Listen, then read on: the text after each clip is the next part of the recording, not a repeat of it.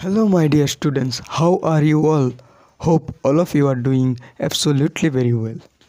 আজি আমি পঢ়িম class 10 English text book first ফ্লাইটৰ প্ৰথম chapter a letter to god. अभी मजा आएगा ना भिड़ो। মই ভিডিঅ'খনত চেপ্টাৰটো লাইন বাই লাইন নপঢ়ি চেপ্টাৰৰ সামাৰিটো সাধুকথাৰ দৰে বুজাই দিম। পিছত তোমালোকে লাইন বাই লাইন পঢ়ি ল'লে সকলো বুজি পাবা। হ'বনে? আশা কৰিছোঁ তোমালোকে মনোযোগ দি ভিডিঅ'খন শেষলৈকে দেখিবা আৰু চেপ্টাৰটো ভালকৈ বুজিবৰ চেষ্টা কৰিবা। সো আমাৰ ভিডিঅ'খন আৰম্ভ কৰোঁ।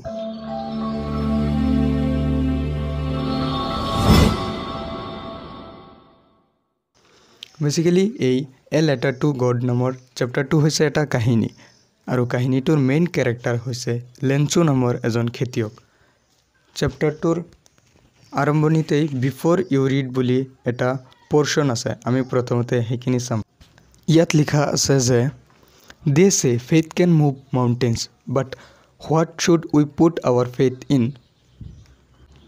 কোৱা হয় যে বিশ্বাসৰ বলত পৰ্বতো লৰচৰ কৰাই দিব পাৰি, কিন্তু আমাৰ এই বিশ্বাস কাৰ ওপৰত কৰাটো উচিত, মানে আমি কাক বিশ্বাস কৰিব লাগে বা কিহৰ ওপৰত আমাৰ বিশ্বাস ৰাখিব লাগে। This is the question this story dedicatedly poses. Dedicatedly এই প্ৰশ্নটোৰ ওপৰত বেছ কৰিয়েই এই কাহিনীটো লিখা হৈছে। Lenchu is a farmer who writes a letter to God when his crops are ruined, asking for 100 pesos. Does Lenchu's letter reach God? Does God send him the money? লেঞ্চু এজন খেতিয়ক। তেওঁ 100 পেছছ বিচাৰি ঈশ্বৰলৈ এটা চিঠি লিখিছিল যেতিয়া নেকি তেওঁৰ পথাৰৰ শস্যবোৰ বেয়া হৈ গৈছিল বা বৰবাদ হৈ গৈছিল। লেঞ্চুৰ চিঠিখন ঈশ্বৰৰ ওচৰলৈ গৈ পাইছিলনে, বা ঈশ্বৰে লেঞ্চুক পইচাখিনি পঠিয়াইছিলনে? Think what your answer to these questions would be and guess how the story continues before you begin to read it. কাহিনীটো পঢ়াৰ আগতেই তোমালোকে ভাবাচোন আৰু অনুমান লগোৱাচোন এই প্ৰশ্নৰ উত্তৰকেইটা আৰু ভাবাচোন কাহিনীটো আগলৈ কেনেকৈ আগবাঢ়ি যাব। এইখিনি বেছিকেলি ছাত্ৰ ছাত্ৰীসকলক কুৱেশ্যন কৰিছে আৰু ভাবিবলৈ দিছে, তো তোমালোকে ভিডিঅ'খন পজ কৰি ভাবিব পাৰা। আমি এতিয়া কাহিনীটো সাধুকথাৰ দৰে আৰম্ভ কৰোঁ। লেঞ্চু এজন দুখীয়া খেতিয়ক আছিল, যিয়ে নেকি এটা চাপৰ পাহাৰৰ উপৰিভাগত নিজৰ পৰিয়ালৰ সৈতে বসবাস কৰিছিল। সেই পাহাৰীয়া উপত্যকা বা অঞ্চলটোত তেওঁৰ ঘৰখনেই একমাত্ৰ ঘৰ আছিল আৰু তাত বেলেগ কোনো লোকৰ ঘৰ নাছিল। তেওঁৰ ঘৰখন অলপ উচ্চতাত থকাৰ বাবে তাৰ পৰা নদীখন আৰু পকি যোৱা শস্যৰে ভৰা তেওঁৰ পথাৰখন ভালকৈ দেখা পোৱা যায়। তেওঁৰ পথাৰত থকা শস্যবোৰ পকিয়েই গৈছিল, তথাপিও চপাই আনিবলৈ উপযুক্ত হ'বলৈ সৰু এটা বৰষুণৰ প্ৰয়োজন আছিল। সেয়ে লেঞ্চুৱে ঈশ্বৰৰ ওচৰত এজাক বৰষুণৰ বাবে কামনা কৰিছিল। খন্তেক সময় পিছতেই লেঞ্চুৱে আশা কৰা মতে বৰষুণো পৰিবলৈ ধৰে। সেয়ে দেখি লেঞ্চু বহুত আনন্দিত হৈ পৰে আৰু বাহিৰলৈ ওলাই যায়। বৰষুণৰ টোপালবোৰ যেতিয়া তেওঁৰ গাত পৰিছিল তেওঁ বহুত সন্তুষ্টি লাভ কৰিছিল আৰু সন্তুষ্টিত মনেৰে কৈছিল যে আকাশৰ পৰা পৰি থকা এইবোৰ বৰষুণৰ টোপাল নহয়, এইবোৰ একোটা নতুন নতুন মুদ্ৰাহে।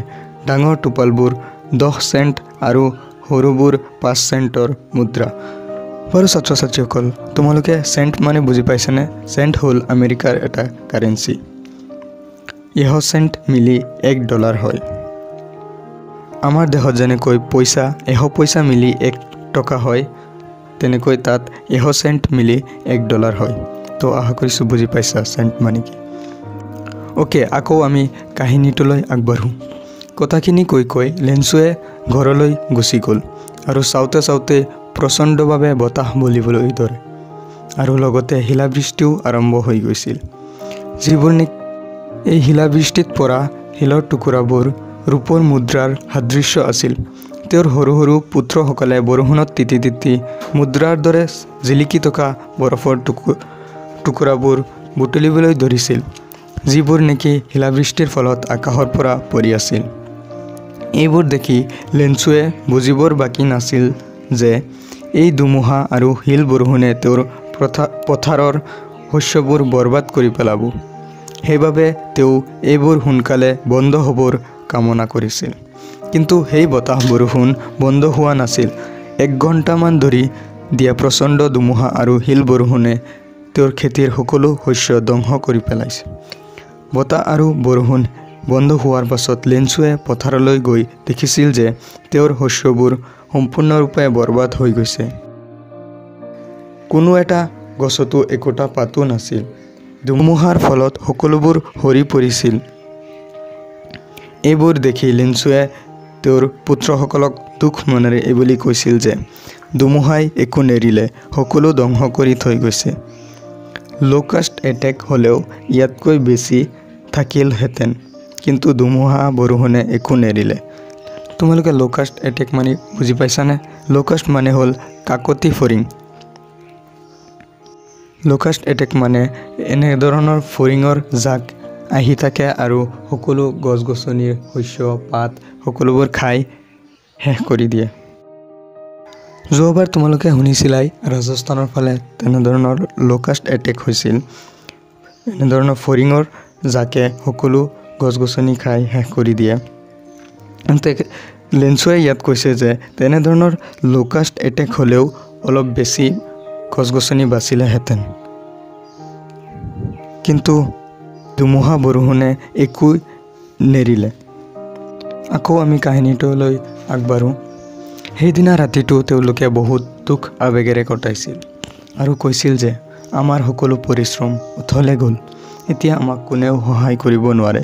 এই গোটেইটো বছৰ আমাৰ উপবাসে থাকিব লাগিব।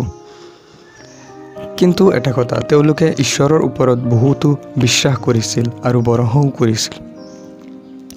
আৰু তেওঁলোকৰ অন্তৰত সেই বিশ্বাসৰ বলত তেওঁলোকে কৈছিল যে এতিয়া আমাৰ একমাত্ৰ ভৰসা হৈছে ঈশ্বৰ। একমাত্ৰ ঈশ্বৰেই এতিয়া আমাক সহায় কৰিব পাৰে। আৰু তেওঁলোকে এই কথাও মানিছিল যে ভোকত কোনেও নমৰে বা খাদ্যৰ অভাৱত কোনেও নমৰে। এইবুলি ভাবি সকলোৰে মন অলপ শান্ত কৰিলে।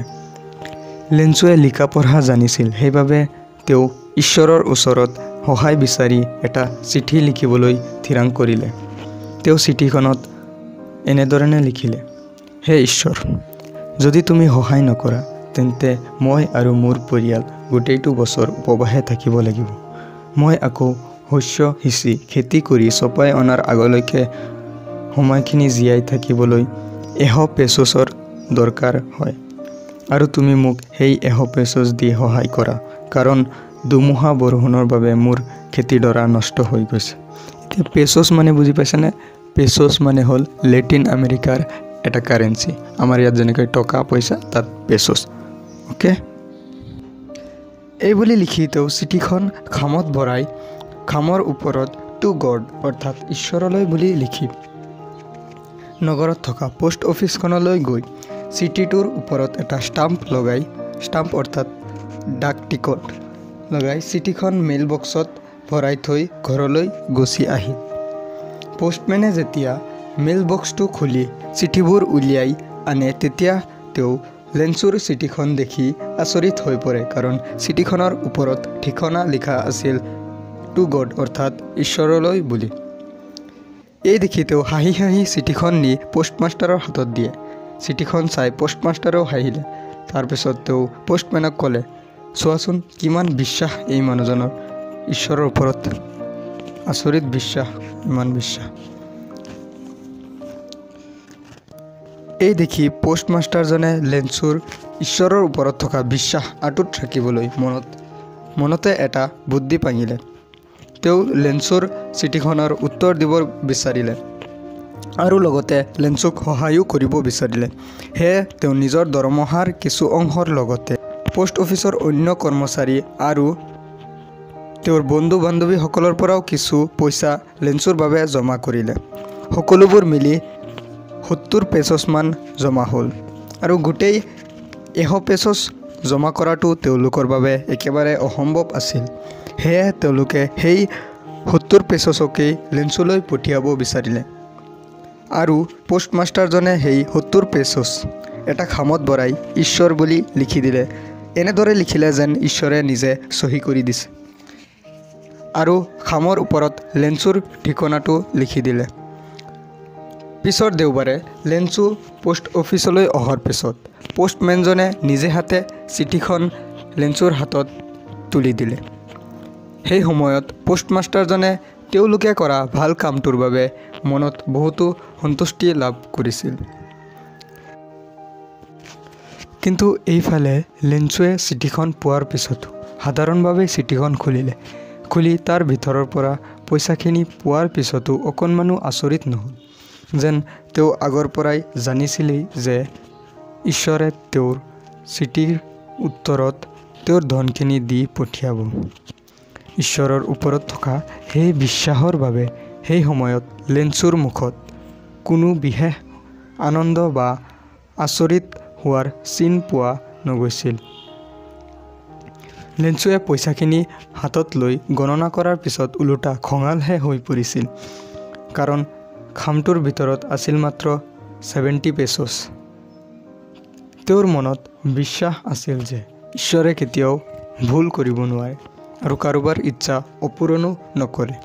সকলোৰে ইচ্ছা বা কামনা ঈশ্বৰে সদায় পূৰণ কৰে আৰু সেইবাবে তেওঁ ভাবিছিল যে ঈশ্বৰে ঠিকেই 100 পেচছকেই তেওঁলৈ পঠিয়াইছে, কিন্তু বেলেগ কোনোবাই 30 পেচছ ইয়াৰ পৰা চাগে লৈ গৈছে।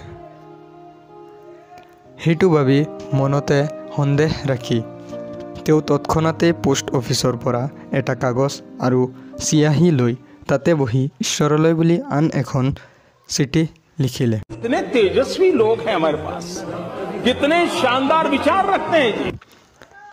এই চিঠিখন খামত ভৰাই এখন ষ্টাম্প লগাই চিঠিখন মেইল বক্সত ভৰাই থৈ ঘৰলৈ গুচি গ'ল। তাৰপিছত পোষ্টমাষ্টাৰজনে ততালিকে গৈ চিঠিখন মেইল বক্সৰ পৰা উলিয়াই ল'লে তাত কি লিখা আছে পঢ়িবলৈ, আৰু চিঠিখনত এই বুলি লিখা আছিল যে, হে ঈশ্বৰ, মই বিচৰা 100 পেচছৰ ভিতৰত মাত্ৰ 70 পেচছহে মই পাইছোঁ। বাকী পইচাখিনিও তুমি মোলৈ পঠিয়াই দিয়া, কাৰণ সেইখিনিও মোৰ বাবে বহুত জৰুৰী। কিন্তু এইবাৰ তুমি পইচাখিনি চিঠিৰ জৰিয়তে নপঠিয়াবা, কাৰণ পোষ্ট অফিচৰ কৰ্মচাৰীসকল বৰ ভাল নহয়।